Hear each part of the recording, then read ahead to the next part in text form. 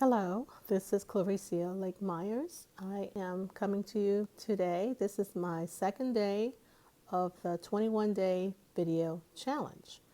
And the topic today is to tell who I really am. Who am I really? Well, as I said, I'm Claricia, and most people know me as Reese, like Reese Peanut Butter Cup.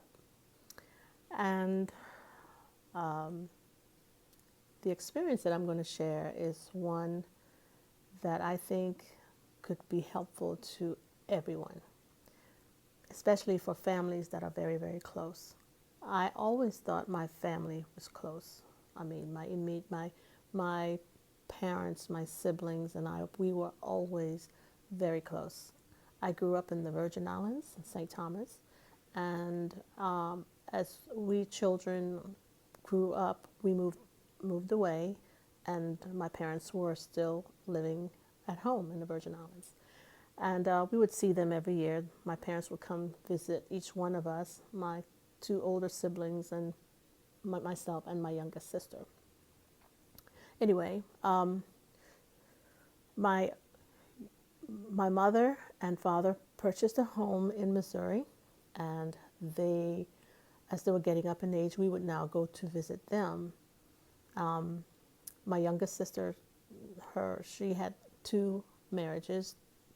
The first one failed, and so she's now currently on her second marriage, and she and her new husband were living with my parents.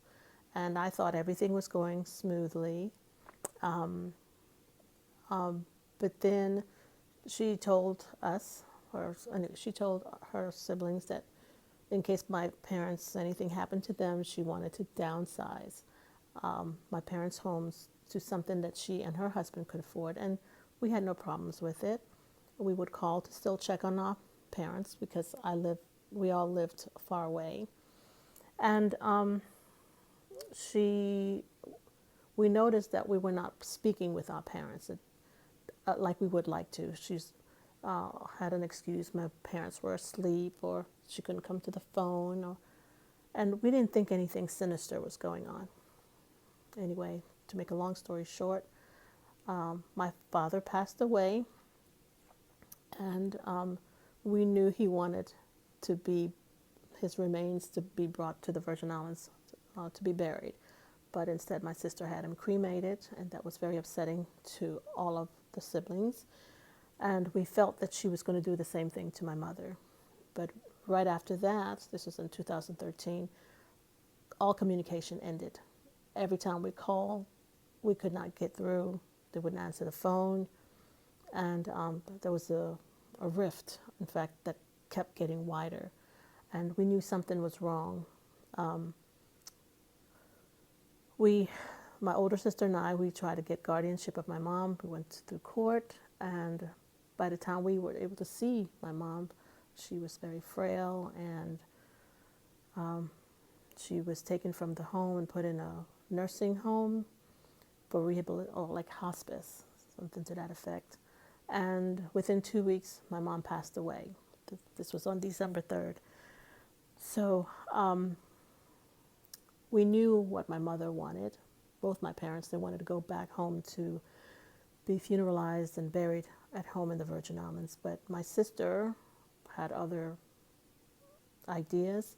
She was trying to have my mom cremated like she had my dad. And because my mom and dad did not have a will, even though we knew what they wanted, but because they did not have a will, things did not go as we would have wanted, as they would have wanted. And so that has been causing me a lot of pain and suffering and concern. And so the lesson in all of this is, if you have loved ones, especially as they're getting older in age, you need to check on them more often and make sure certain things are in place. It can avoid a lot of heartache and pain because of all of this. There's separation in the family. There's a lot of pain. And it's not something that you just dismiss and get over easily. I'm still working with it, still working through it. And yes, so bottom line, get a will, a living will, even if you have to. And that is my experience that I hope someone can learn from this. And yes, my husband and I were getting a will too. See you on day 3.